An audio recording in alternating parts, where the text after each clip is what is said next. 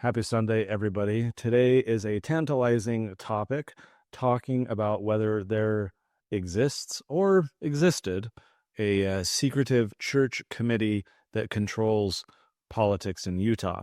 Now, the basis for today's musing is not recent developments. I've shared in past musings my own experience in working in Utah politics and having to, shall we say, tangle with the church and seeing how it involves itself in political affairs. I'll touch on that a little bit by way of refresher later on in this musing. But the focus of this musing is not a secret committee that now exists, though that may exist, but rather one that was alleged to have existed in the late 1800s. So we're going to do a little bit of a history lesson and a new revelation that has not yet before been made public, resulting from a little research expedition I went on at the Utah Historical Society to dig up some interesting insights. We're talking first about 1896. The context of what was happening at this time was Utah was, in the years prior, trying to become a state rather than just a territory. And in 1896, specifically at the April General Conference, the leaders of the church, Woodruff leading the church, and then George Cannon, and then Joseph F. Smith, released what they called the Political Rule of the Church. This was a political manifesto, building off of the other political manifesto 6 years prior dealing with polygamy, which was a PR statement, press release turned into a canonized part of Scripture. This political rule of the church is the result of decades of conflict with the federal government. Of course, there were multiple pieces of legislation by Congress that were criminalizing plural marriage, disenfranchising polygamists, dissolving the church's legal corporation, seizing its assets, etc. That, of course, prompted the 1890 manifesto by Woodruff on polygamy. Now, that manifesto was kind of a pragmatic move on the part of church leaders to, specifically President Woodruff, to ensure the church's corporate survival, and then paved the way for statehood, because, again, Congress was really animated, specifically the members of the Republican Party, which had been formed a few decades prior to fight the twin barbarisms of slavery and polygamy. So this was a focus for a lot of people, and a sore spot of conflict between the leaders of the church and the territory in Utah and the federal government. So the 1890 manifesto not only addressed polygamy, but also, it only addressed polygamy. It did not address the political influence of the church in Utah, which had been another point of contention. So as Utah is fighting for statehood, they dissolved the People's Party in 1891, which was what church leaders and members were primarily involved in and supportive of, shifting more towards the National Democratic and Republican Party lines. And so that ultimately prompted an 1896 manifesto trying to signal increasingly to the feds, to the nation, that the church was not influencing or controlling Utah politics. So, hey, we gave up polygamy, even though we didn't, because the 1890 manifesto didn't work, and they had to issue another manifesto years later to say, we really mean it this time, right? So the 1890 manifesto was like this press release designed to mollify opponents about polygamy. And then 1896, this political manifesto was designed to say, we don't control Utah politics. And specifically what it said is that that leaders of the church could not run for office without express permission of the first presidency. And it was aimed to reduce the perception that the church controlled Utah's government. It didn't say that no leaders of the church would run for office. It just said they needed the blessing of the first presidency. One of the apostles, Moses Thatcher, rejected it. He, I think later, shortly after this, ran for Congress as a Democrat. He argued that it restricted personal freedom. He wouldn't go along with this 1896 manifesto, so they booted him from the Quorum of the 12. B.H. Roberts, who was a 70, he resisted the manifesto at first, but agreed to it in 1896, apparently under the threat of being removed from his position. So very much it was this effort to say, you got to toe the line on this. We need to signal publicly that we are not influencing or controlling politics in Utah. We need to mitigate that perception. That's the context. That's what we're dealing with here. Heightened paranoia from non-members of the church and Congress and reporters across the country keying in on this question of whether church leaders control, quote unquote, Utah politics. Okay, so that was an April General Conference. Just days later, there was an op-ed that was published in one of the local papers by Representative Critchlow, member of the Utah legislature, who was not a member of the church. And in this op-ed, in this article, he's talking about, hey, look, I have no problem with members of the church, with Mormons generally. These are upstanding people. I take them at their word that they're good citizens and members of society. And he says, my concern is with the leaders of the church and their interference. Keep in mind, this is just days after the Political Manifesto was issued. And then he says, and I quote, the interference to which I refer is the attempt by advice and counsel directly and immediately from the leaders of the church to control legislative action. In at least 5 several and distinct cases was such attempt made during the session of the legislature just closed. Nor do I refer to such advice and counsel as might properly be given by individuals as such, enforced by arguments and reasons, but to that kind of advice and counsel which is enforced by threats of church discipline, entailing the obedience due to a spiritual superior. So in this article, Representative Critchlow alleged that there was a committee of individuals in the church who were overseeing and involved in legislative matters, that they were the ones giving, the blessing to or opposition to particular policies, that, as he says here, they were giving advice and counsel, but wrapping it with a threat of church discipline or demanding obedience to a spiritual superior. Okay. And he specifically, he called it a committee. He called it a, quote, committee or junta. Junta comes from the Spanish word junta, together. It's primarily used in the context of a military coup and having this junta of this group of military leaders that are secretly controlling the government.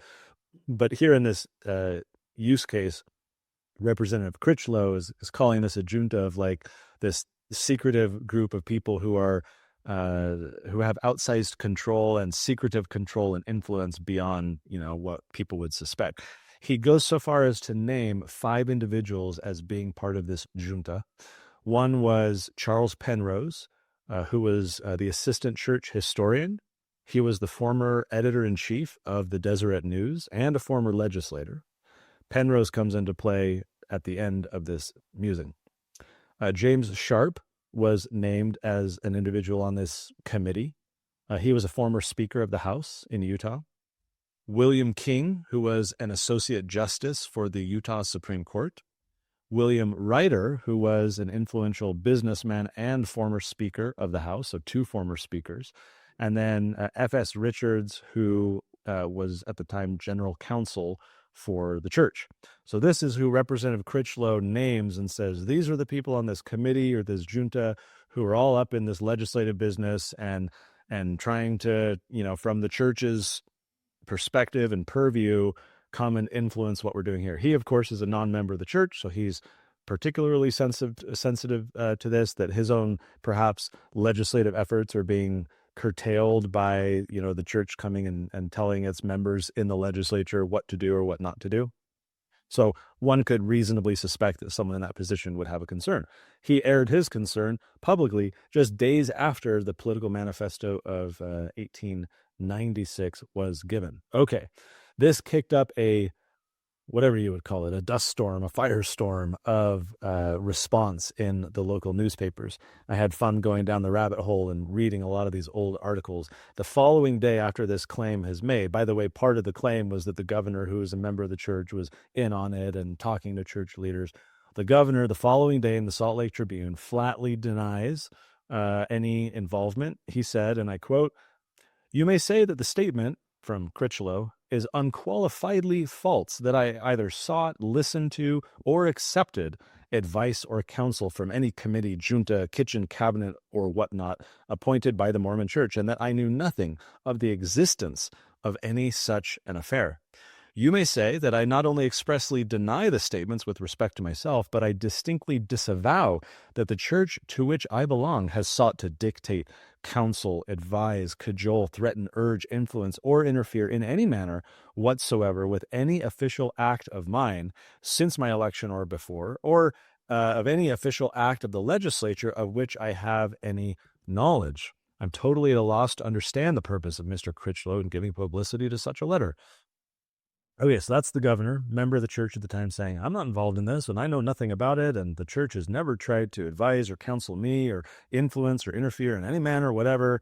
And then neither have they done so in any legislative matter of which I have any knowledge. So, of course, he's not necessarily saying it doesn't happen. He's just saying that's the legislative branch. I don't know what all they're doing over there, but I know nothing about it.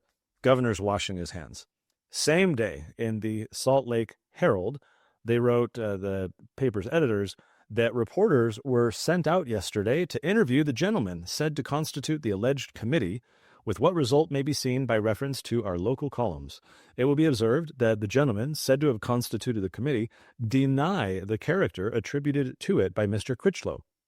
Mr. Monson, however, affirms that he was informed by a Republican member of the House of the existence of such a committee. Mr. Monson comes into play later. So this guy is saying, oh, a Republican member of the House told me that this committee exists. The Herald saying, hey, as soon as this allegation was made by Critchlow, we sent reporters out to go hunt these people down. And they did.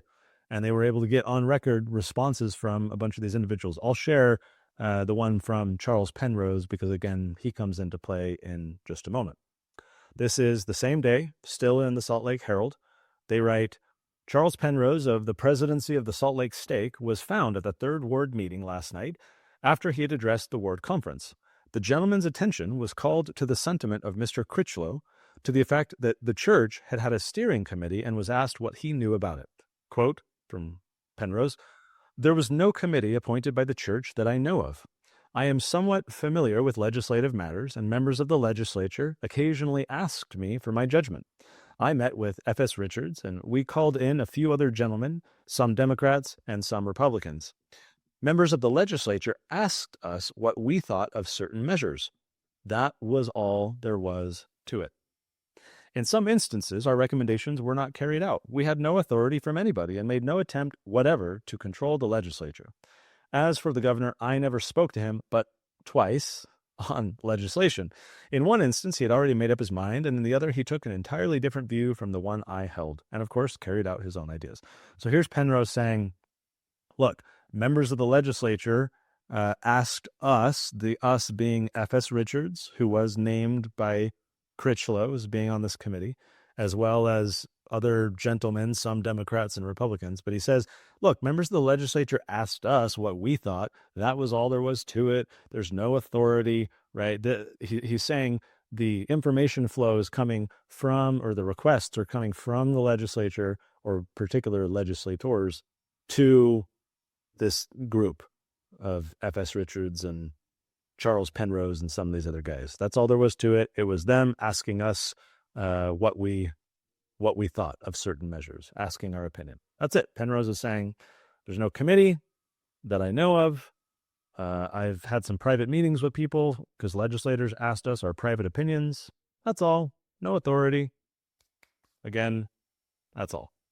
Okay, next day, still in the Salt Lake Herald, now the reporters walked into the church office building to talk to the First Presidency. President Woodruff was out, president of the church, but his two counselors were there and received the impromptu reporter visit and interviewed with this reporter. It was published in the Salt Lake Herald, kind of a summary of their remarks. Again, this is George Cannon and Joseph F. Smith, who are counselors in the First Presidency. And the Salt Lake Herald says, they stated that at various and numerous times during the session of the legislature, from beginning to end, people had come to them. Not only Mormons, but so-called Gentiles, urging that steps be taken to prevent unwholesome or to secure desirable legislation. To these repeated requests and suggestions, only one of which, by the way, had come from a member of the legislature, The presidency had replied that they were not informed as to the legislation in question and had no time in the multiplicity of their duties to investigate it, recommending that it would be well to consult some of those residents of the city who were experienced in legislative matters, such as James Sharp, William Ryder, F.S. Richards, and others. Of course, those are all people named by Critchlow. They disclaimed having any thought or desire that the gentlemen thus referred to should act as a committee with authority to decide for or represent the views of the First Presidency, but were actuated simply by the thought that these gentlemen might be consulted, one or all, to ascertain their personal views upon or requested to use their influence for such laws as they themselves might deem needful, and against such other laws as they might deem to be injurious. The reporter continues, to this extent and no further was any committee appointed to act for the church as a, quote, steering committee for legislation. Presidents Smith and Cannon stated that there was no legislation that they had sought to secure or defeat through the offices of this or any other committee. They all felt that if a number of experienced men like Messrs. Richards and King, who had been presidents of legislative councils, and Sharp and Ryder, who had been speakers, and other men who had been in the legislature, would interest themselves in the course of legislation for all the people of the state, it would be a patriotic and valuable service. They had not sought to influence any legislation, they being the First Presidency, and had gone no further than to agree on not more than 2 or 3 occasions with people urging the demerits or merits of a bill, that if the bill was as undesirable or as desirable as was represented, it ought respectively to fail or pass. So far as their intercourse with the alleged committee is concerned, they stated that the members thereof had never been around to consult them except in 2 or 3 instances, and then not all of the alleged members, but only 1 or 2, such, for instance, as in the case of the so-called college bill, which was thought to affect the church schools and upon which the presidency were consulted, not only by President Kerr of the Brigham Young College at Logan, the author of the bill, but by Messrs. Penrose and Sharp, both of whom are connected with the church schools. Even in this instance, they had expressed no desire to control legislation. They had even entertained varying views on the merits of the bill. Messrs. Penrose and Sharp had consulted President Smith only, the other members of the presidency not having been present when they called. Finally, the gentlemen stated that they had not conveyed any message to any member of the legislature that a committee for consultation had been appointed, that they did not know how frequently the proposed gentlemen had been consulted, if at all, nor to what extent, nor on what measures they had consulted members of the legislature. Okay, there are some things in here that I believe, based on the research that I dug up, to not really be accurate, to be stretching the truth, perhaps. We'll see that in just a moment when I go over what I found. First, before then, same day, an editorial in the Salt Lake Herald. Again, this is the paper that has sent out all these reporters to go hunt down the alleged members of this committee, sent a reporter to talk to the First Presidency. Then they published this editorial, same day, April 14th. It appears in view of all the information that can be obtained on the subject of the church junta affair that Mr. Critchlow discovered a veritable mare's nest, a phrase that implies that he thought he had uncovered something scandalous, but in reality it turned out to be insignificant based on a misunderstanding, right? So that's a mare's nest.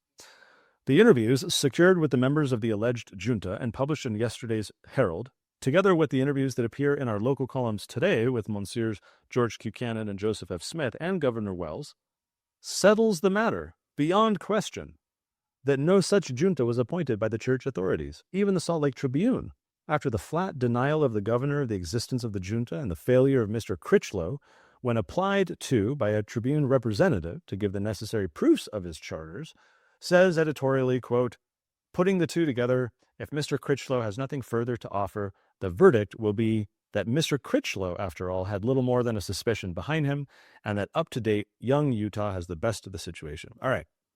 So there's a little more chatter happening in the papers, but that is like the core of what's happening. There's an allegation from Critchlow. Reporters get all buzzed about it. They go out to get responses. Everyone's denying it, saying it's this benign thing. It's a mare's nest, right? Nothing to see. And then the papers, including the adversarial Salt Lake Tribune, are like, hey, look, we think Critchlow's up in the night. This is an unsubstantiated claim. And so we think he's in the wrong. I may have substantiated the claim. So I went and dug up Charles Penrose's journal. Again, at the time, he was assistant church historian, and he would later become an apostle and a counselor to two presidents of the church. But at the time, he's the assistant church historian. He's working with this F.S. Richards, general counsel of the church.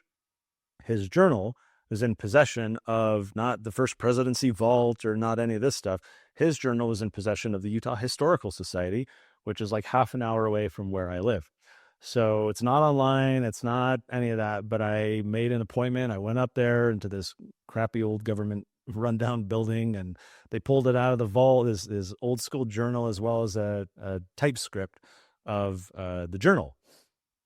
So I'm going to share now portions of the journal from Charles Penrose. He is one of the alleged members of this committee, alleged by Representative Critchlow. He is named as an individual. He's named by the First Presidency, saying, yeah, we talked to him once and about this college bill and so forth.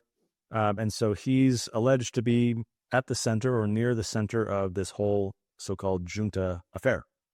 Let's rewind 2 weeks. So again, it was April 12th that Representative Critchlow made the allegation. It was April 6th-ish, around there, that the Political Manifesto was given in General Conference.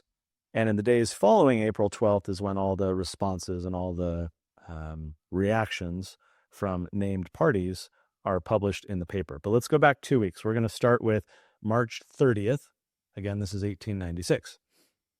Penrose writes in his journal, Brother Kerr, again, this is president of the Brigham Young College, Brother Kerr of Logan called on me while at breakfast in reference to a bill for the incorporation of colleges, which the governor had related. So this is saying the governor had called Penrose and others, and which he was working to have passed over the veto. We went to F.S. Richards and talked over the matter. Subsequently, I went to see the presidency about it. James Sharp also called at the same time. We learned that the presidency had not endorsed the bill except in a negative way, conditioned on its being as represented by Brother Kerr. I went to F.S. Richards' office in evening and met with the committee and listened to a long argument from Brother Kerr. We all agreed, we the committee, agreed the bill was bad as well as unnecessary, but he informed us he would work for its passage over the veto nevertheless, and had most of the House pledged to its passage.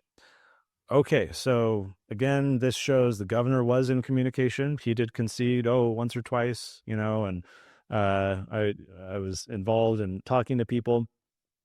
Penrose is saying that he was meeting with F.S. Richards, another named individual. James Sharp also called, meaning I presume to mean that he came at the same time when you call upon someone. I don't know that this was a phone call way back in 1896. So I'm assuming that means James Sharp shows up. They learn that the presidency has taken a position of opposition to this bill, conditioned on the bill being as was described by Brother Kerr. This is consistent with what Cannon and Smith claimed to the reporter, that we had, taken a position, or we had, let's see if I can find it.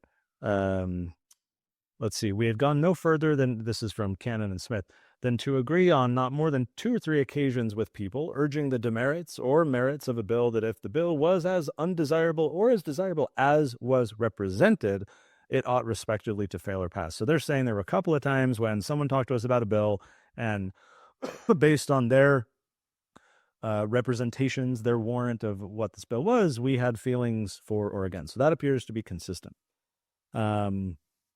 And then, so that's March 30th. Again, we're about 2 weeks before things blow up. Let's go to the next day, March 31st. Again, Penrose's journal. Met with James Sharp, F.S. Richards, both of who are named by Critchlow, F.M. Lyman, and J.H. Smith on Kerr's college bill, and we agreed to work for its suppression. The presidency had gone to Ogden on business. I went to the legislature and talked to Representatives Monson. Again, that's one of the named people in the in Critchlow's stuff. Monson, Egan, Stevens, Murdoch, Lewis, and Mansfield about the bill. It went over till the afternoon. I also conversed with Senators Cannon, Evans, Snow, Chambers, Warner, and Canlin on the bill. Then went to F.S. Richards' office on legislative matters. Learned that the House had passed the college's bill over the governor's veto. Monson, Lewis, Murdoch, and Mansfield voting for it, notwithstanding what was said to them. Senator Abel J. Evans was present and agreed to do all in his power to stop the passage of the bill in the Senate. We advised him also to try and kill the county's bill, a needless measure. We considered several other bills. We, right? He's talking about, at a minimum, him and F.S. Richards, but, he says he met with James Sharp as well, F.S. Richards, Lyman, Smith. The we is, by his own admission, the day prior in his journal, a committee. Right? He said the day prior, I went to F.S. Richards' office in the evening and met with the committee. Right? Clearly, this is like a thing. He's calling it the committee. Exactly what was alleged 2 weeks later, right? Okay, so Monson, by the way, told, 2 weeks later, it was April 13th, that he told the Salt Lake Herald that he knew of the existence of this committee. And here in his journal, Penrose is saying he went and lobbied Representative Monson, Representative Monson. He went and lobbied him to vote against it. And then said that Monson and a few others voted for it, notwithstanding what was said to them. Now, that could be very benign and just, hey, I tried to make, a rational argument against it, and so notwithstanding my arguments, they voted for it. Or that could be a more, shall we say, significant statement about what was said to them, communicating with these members of the church in the legislature an expectation of, the way they should vote. And they voted for it, notwithstanding what was said to them. Then they get the Senator Evans guy who agrees to do all in his power to stop the passage of the bill. When you agree to something, that I think implies that you are asked or requested or told to do something, and then the person agrees. It doesn't really convey that the Senator Evans just voluntarily on his own said he's going to do it. It was clear that, he agreed to do all in his power to stop the passage of the bill in the Senate. They're meeting this committee with Senator Evans saying, hey, man, you gotta shut this down. You got to do us a solid. We advised him. We considered several other bills. They're meeting, by the way, in F.S. Richards' office. This is a church office. He's the general counsel of the church. It's significant for reasons I'll expound on in a moment. Let's continue. The next day, April 1st, again from Penrose's journal, conversed with Presidents George Q. Cannon and Joseph F. Smith on the college's bill. They wished it killed. Got Brother Nicholson to go to the Senate to converse with members against it. At F.S. Richards' evening on committee work. Finally, quickly, the next day in his journal, April 2nd, he simply writes, no committee meeting. Like, he's not saying, I didn't see F.S. Richards today, or we didn't, he's saying committee meeting. And on April 1st, at F.S. Richards in the evening on committee work.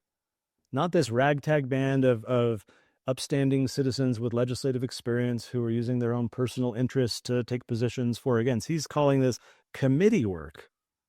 He's calling it a committee. He's saying no committee meeting on April 2nd. Again and again, he's saying we are a committee. We advised him to kill the county's bill. We considered several other bills. We met with the First Presidency. We agreed to work for the bill's suppression. Interestingly here, First Presidency had claimed that Monsieurs Penrose and Sharp had consulted President Smith only, the other members of the presidency not having been present when they called. That was the claim that the reporter wrote, that Smith and Cannon had told him. They only talked to President Smith. Cannon was not there. Here in Penrose's journal 2 weeks prior, he's revealing that he talked to Cannon and Smith on the college's bill. That appears to be an incongruity between what was claimed publicly and what was revealed privately. And the First Presidency wished it killed. Cannon and Smith had told the reporter that they expressed no desire to influence legislation. And yet here, privately, Penrose is revealing that when he met with these same two individuals, they wanted it killed. They didn't have just a benign expression of dissatisfaction with the bill, or, if it's as President Kerr said, then, we have a negative opinion of it, as it said before, right? No, it's very clear. They wished it killed. That was their desire. So they told the reporter publicly they expressed no desire. And here Penrose is revealing they privately expressed a desire. They wished it killed. Not, we don't like that bill. It's go kill it. We want this thing dead. And so what does Penrose say immediately after that in his journal, after they expressed that desire that the bill be killed?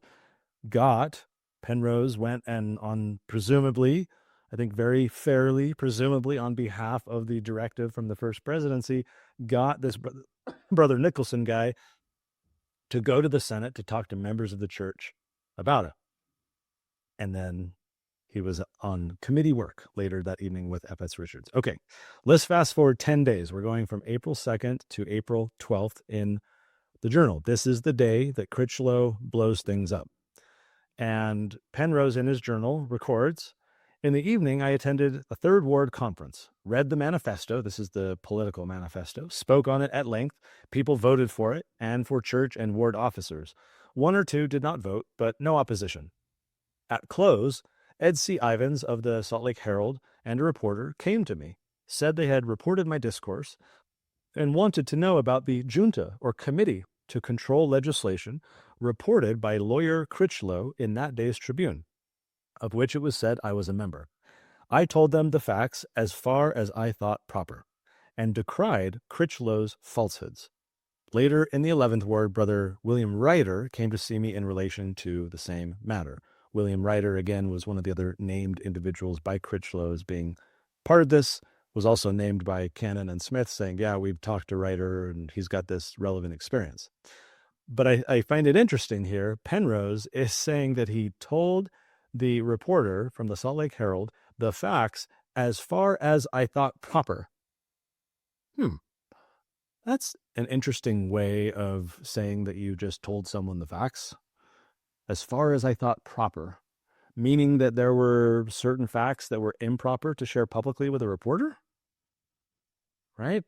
I told them the facts as far as I thought proper, withholding something, and then decried Critchlow's falsehood. Look, maybe Critchlow got it slightly wrong.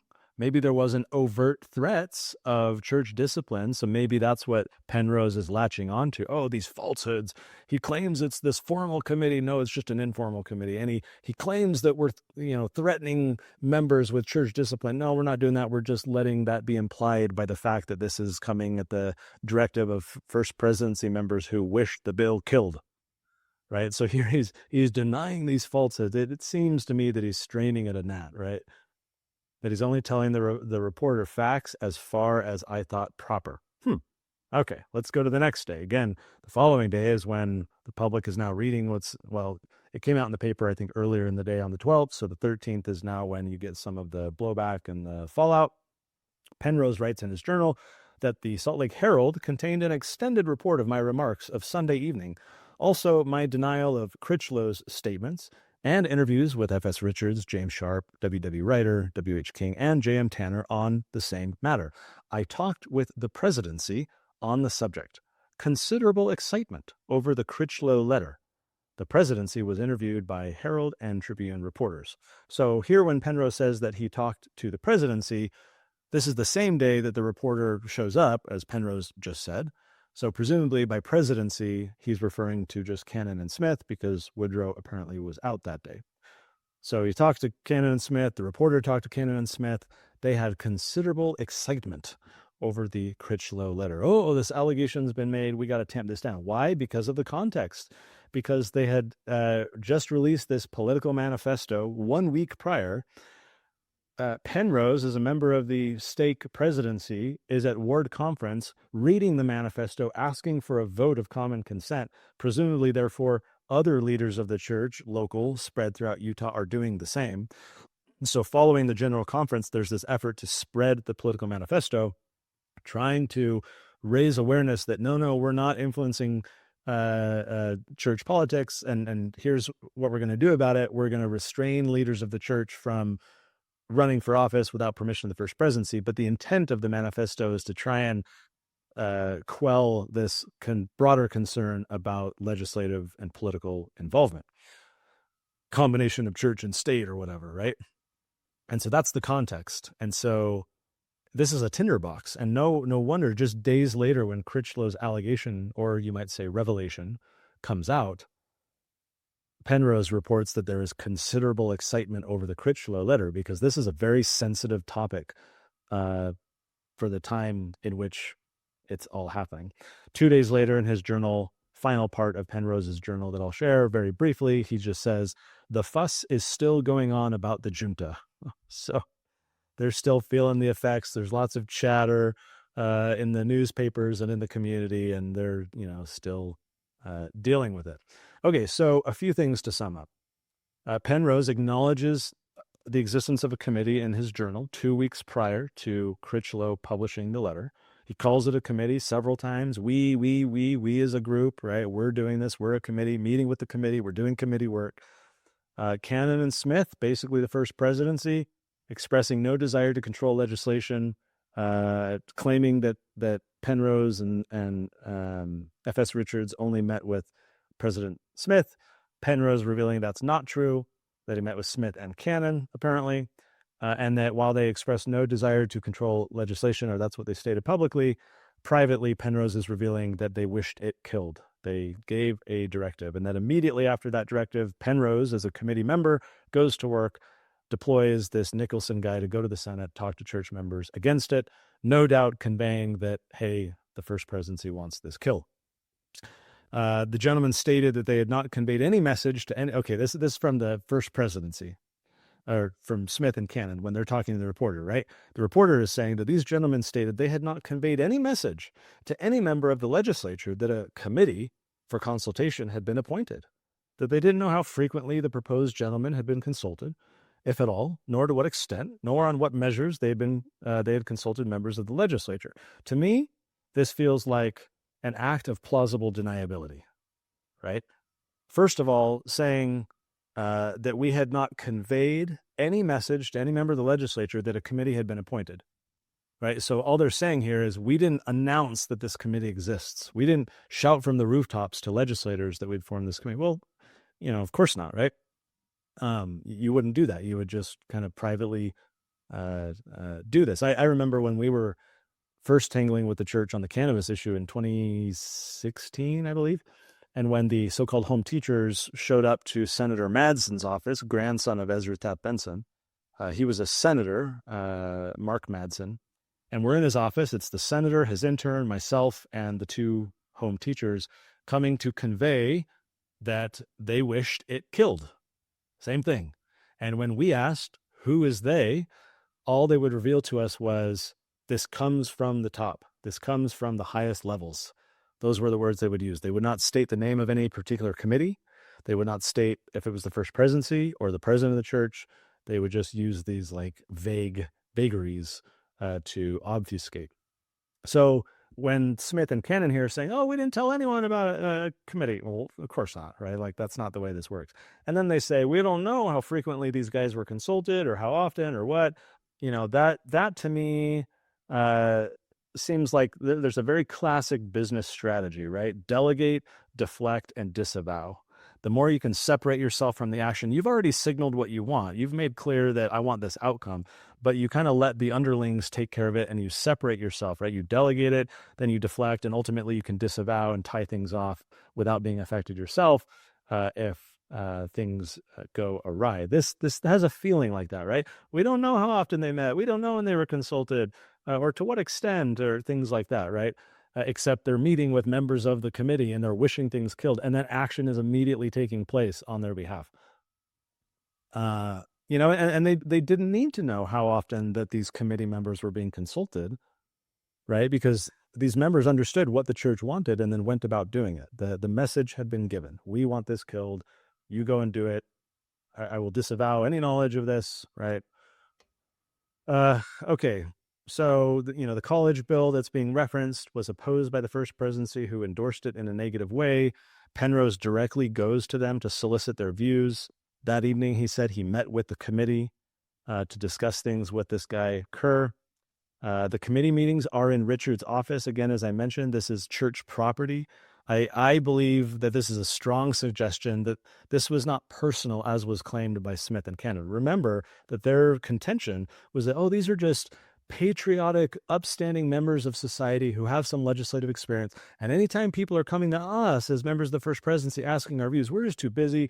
So we just tell them, you can go talk to these guys. Perhaps they can help you of their own volition, whether they like the bill or not. It's up to them personally in their own personal capacity. That's how, again, delegate, disavow, deflect.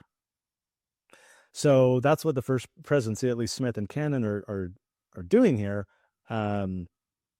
claiming that these members of this supposed committee are acting entirely on their own, that it's their own personal opinions. And yet Penrose is revealing, we're meeting with the First Presidency, we're soliciting their views, we're meeting in Richard's office as a committee, which is in the church. He's the general counsel of the church. This is not meeting at his home or meeting at a social club, or anything like that. Like if they're meeting at the church with church top leaders, including members of the First Presidency, who are wishing the bill killed. They're taking action directly on it.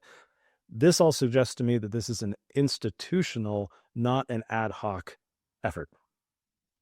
Therefore, what Smith and Cannon told the reporter, I think, is stretching the truth significantly based on how I'm reading the text. Okay. And, there's no evidence of any threats. So when Penrose says, how did you say this here? Blah, blah, blah. As far as, okay, I decried Critchlow's falsehoods. That's what he says, right? I decried the falsehoods, including this idea that there were any threats that were threatening church discipline. But, it was certainly implied at the time and has been since that when the prophet speaks, you listen. That, when this happens, when the First Presidency conveys what they want, they're conveying that on behalf of God.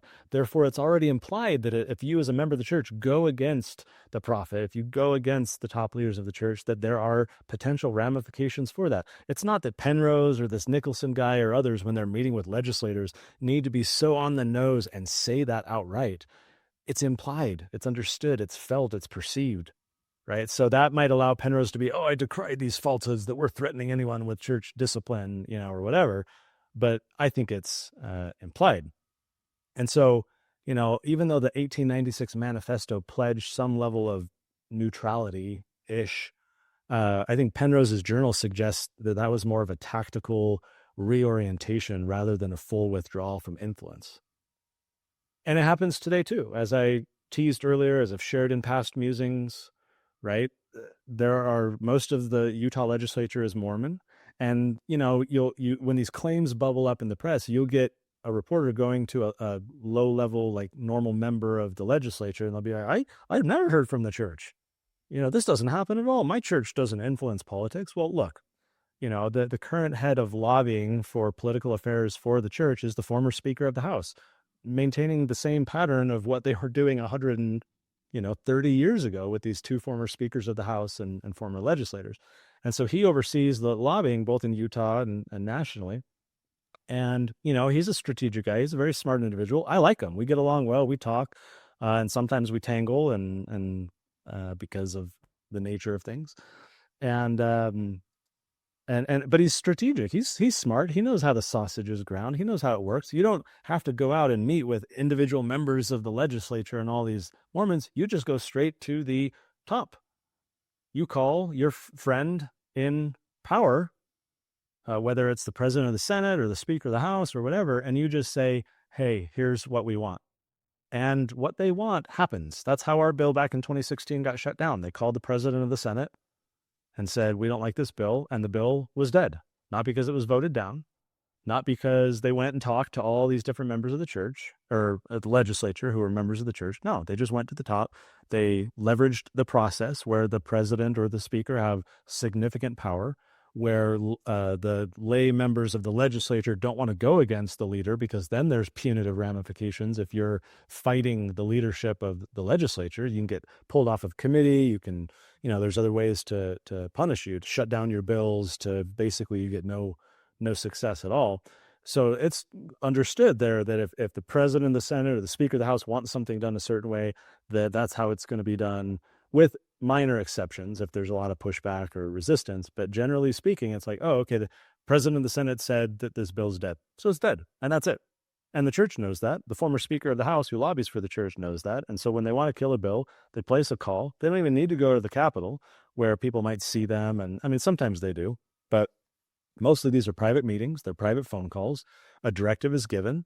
And then the leadership or members of the legislature who learn about the church's position have this presumption of, this is from God, therefore I'm going to do it because that's where my loyalties lie. Not to my constituency or the Constitution or my conscience, but just this is what the church wants, so this is what we're going to do. So whether there's a committee or not today, I mean, there are committees up the wazoo in a highly bureaucratic corporate institution that we now have. There are committees. I don't know the names, but these guys have the public affairs committee, and then they meet with, an apostle who oversees public affairs, and they have these discussions, and there's committees up the wazoo. There was 130 years ago, as Penrose reveals, there is today. There is significant influence. I don't know that you can call it control, although actually you can on the select issues where the church wants to weigh in. They basically control the outcome. With limited exceptions, it's very difficult to get what you want when it's against what the church wants. I mean, we had to go do a ballot initiative and rally all the people and build a ton of pressure to, push back against that, because the legislative path was closed to us because the church controls the legislative outcomes on issues that it wants. It's very difficult to, especially because what the church wants, the leadership does, and it's very difficult to rally a bunch of legislators to fight leadership and their own church. So that's why we had to go do a ballot initiative, was to circumvent that process of control. So I think in answer to my question of does a secret church committee control Utah politics, depending on how you want to define control or secret, I think the answer is yes. There are church committees then and now that discuss politics with influential people from the community, and they draw them in and they take positions, and the First Presidency weighs in. As President Nelson did on our cannabis issue when they took a position of opposition to our ballot initiative. President Nelson himself was involved directly in that. As the former president of the Utah Medical Association, he was, and former physician, like he was directly involved. So yes, these secret meetings happen, private, I'll call them instead. And they, on select issues, I think, do control the outcome in Utah politics. That doesn't mean that every issue is going through church approval or not, because the church has its core few issues, right, that they care about. And on those issues, the church rules the day. It's widely understood that that's the case. I don't think anyone's shocked by that. What was surprising to me was reading this from 130 years ago. Now, obviously, back then, you did have more of a theological tinge coming out of the territory of Utah and Brigham Young being the governor and everything. So it's clear that in the past, this was much more of an issue, but it was surprising to me to see just on the heels of this political manifesto, this claim, this dust up, this debunking of the claim publicly, the Salt Lake Tribune and Herald saying nothing to see here, and yet Penrose's journals, here revealed for the first time publicly, reveal that privately there was an acknowledgement that the committee did exist, that they were meeting with the First Presidency, not just President Smith, but President Cannon as well, that yes, they did desire certain outcomes. They wished the bill killed. They basically deputized, this committee on their behalf to give them some plausible deniability, to delegate, to disavow. But Penrose, I think, reveals that what was claimed publicly was not quite true. And perhaps for that reason, in his journal, when he says that he was talking to the reporter, he told them the facts as far as I thought proper. Because to reveal publicly that the committee and the First Presidency and others were doing all of this on the heels of the Political Manifesto would be a horrible PR nightmare. And so Penrose is admitting privately that he only told the facts as far as I thought proper. Interesting. So, curious to know your reaction to this. This was a fun little adventure to go on. The last time I did this was the 1941 First Presidency letter to the Treasury about the war bonds that I published on my website. I think that's connorboyack.com/1941. And you can go read that post that I did from like 15 years ago, whatever that was. That was the last time I did any of this like sleuthing and trying to find stuff. This was rather interesting, very enlightening. Curious to get your reaction. I'll see you in the comments, and I'll see you next week.